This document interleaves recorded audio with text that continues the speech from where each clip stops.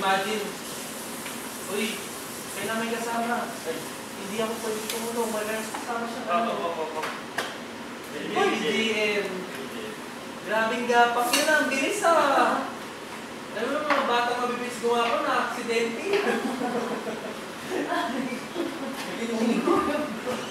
5 AM imagine, so mag-prepare ka ng earliest, di ba? Mga 4. Tapos 4:30, alis ka na. Or sabihin natin mga 4:45, kasi nakain ka pa yung mga gano'n. Matatapos yung class, sabihin natin mga 12. So 7 hours. Nung 4th year ako, meron pang mga malalaking review for national exams. Yung mga ganyan. So, meron pang additional 4 hours ka na yan. So, magbe-break time na kayo ng 12. Sabi natin 11 to 12.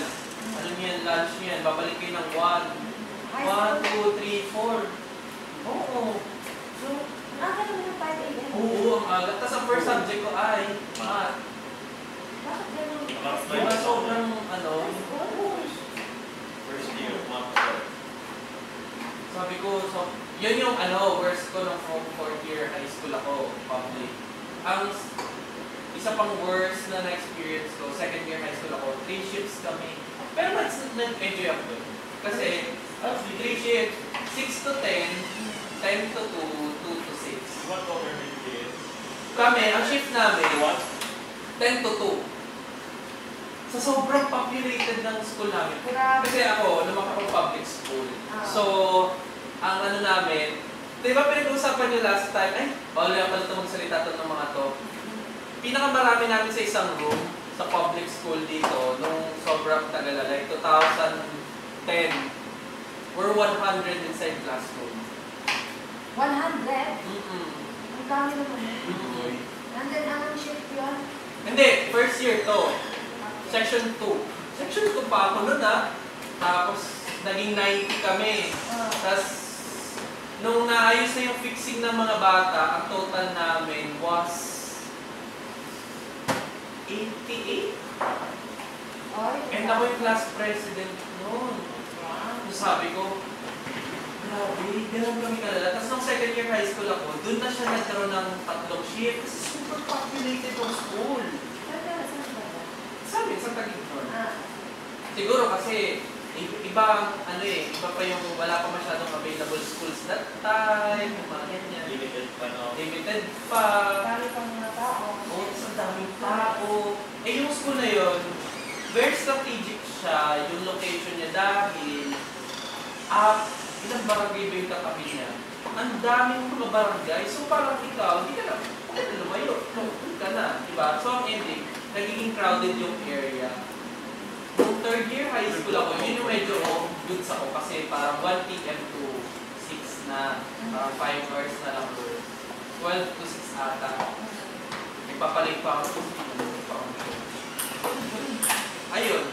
Tapos nung 4th year ako, yun, lumala na naman. Like, mga Password yung baby ko rin? Grabe.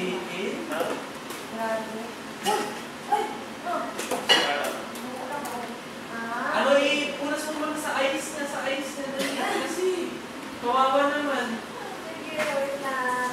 Ay, naghugas na. Hindi na. Tapos, related. Anong gusto ng baby nila na yan? Oh no! Ano gusto nila ng alcohol? Okay.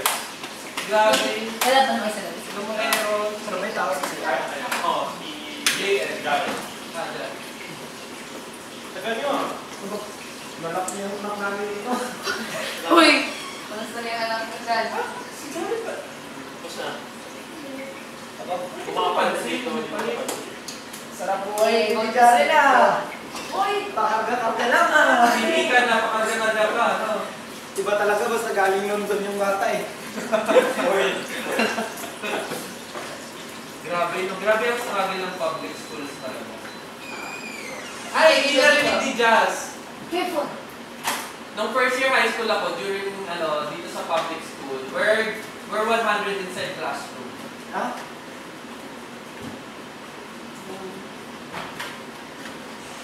Pero hindi siya nababawasan, hanggang naging 58.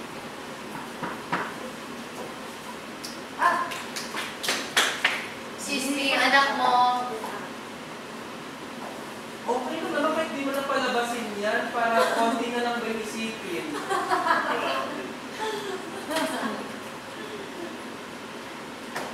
Ay, Mami Noemi, anak mo. Noemin Briggs, pumasok na kayo sa confession room. You wanna